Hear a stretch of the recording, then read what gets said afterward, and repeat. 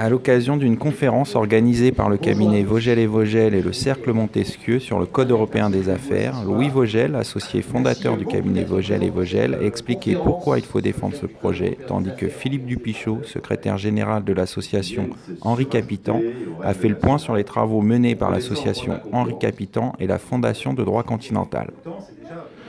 Le Code européen des affaires répond véritablement aux besoins des opérateurs européens.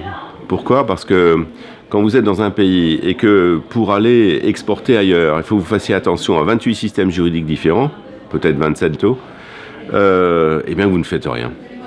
Et de la même façon, vu de l'extérieur, quand vous êtes un investisseur étranger qui voulait investir sur le territoire européen, ben, si vous voyez ce magma de règles différentes qui varient d'un État à l'autre, ben vous vous dites c'est peut-être plus simple d'aller en Asie.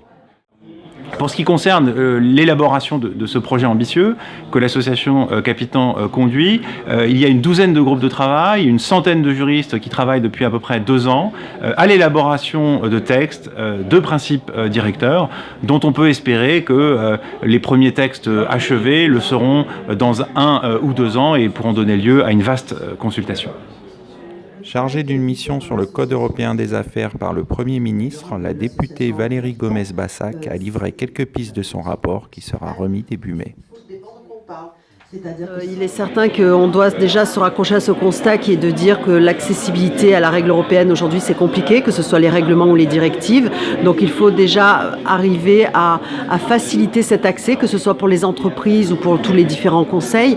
Il faut absolument que nous ayons plus de visibilité. Donc il faut continuer le travail qui a été fait par l'association Henri Capitant et la Fondation du droit continental et aller encore plus loin.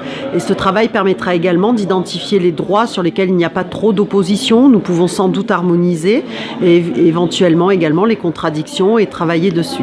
Bon, j'ai 2 autres pistes mais dont je ne peux pas vous faire part, donc ce sera la prochaine fois.